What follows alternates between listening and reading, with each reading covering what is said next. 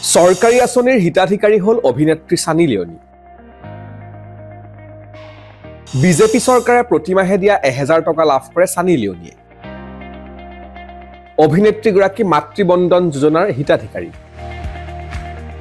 টকাই নোজোৰা হৈছে অভিনেত্ৰী সানী লিঅনি। এইবাৰ অভিনেত্ৰী সানী লিঅনি হ'লগৈ চৰকাৰী আঁচনিৰ হিতাধিকাৰী।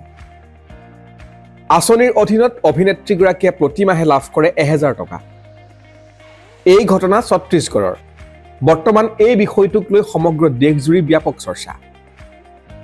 জানিব পৰা মতে ছত্তীশগড়ৰ বিজেপি চৰকাৰে ৰাজ্যখনৰ বিবাহিতা মহিলাক প্ৰতিমাহে 1000 টকাৰ আৰ্থিক সাহায্য প্ৰদান কৰি আহিছে। এই আঁচনিখন বৰ্তমান ৰাজ্যখনত অত্যন্ত জনপ্ৰিয়। নাম হ'ল মাতৃবন্দন যোজনা। ছত্তীশগড়ৰ এই আঁচনিৰ হিতাধিকাৰী হ'ল অভিনেত্ৰী সানী লিঅনি। আনকি তেওঁৰ একাউণ্টত প্ৰতিমাহে সোমায় 1000 টকা। এই অভিযোগ অলপতে উত্থাপন কৰে ছত্তীশগড়ৰ ভৱনপুৰ বিধানসভাৰ যুৱ কংগ্ৰেছৰ সভাপতি জয়ৰ্ধন ৱাঘেলে। সামাজিক মাধ্যমত এই পোষ্ট শ্বেয়াৰ কৰি তেওঁ উল্লেখ কৰিছে যে অভিনেত্ৰীগৰাকীয়ে প্ৰতিমাহে লাভ কৰি আহিছে 1000 টকা।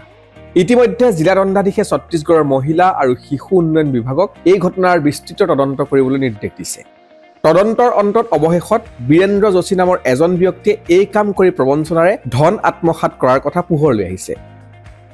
গতিকে বুজিলে, ফল খালে কোনোবাই, বদনামী হ'ল কোনোবা। এনেও চৰ্চাত থাকে সানী লিঅনিৰ নাম। News desk, NZ news.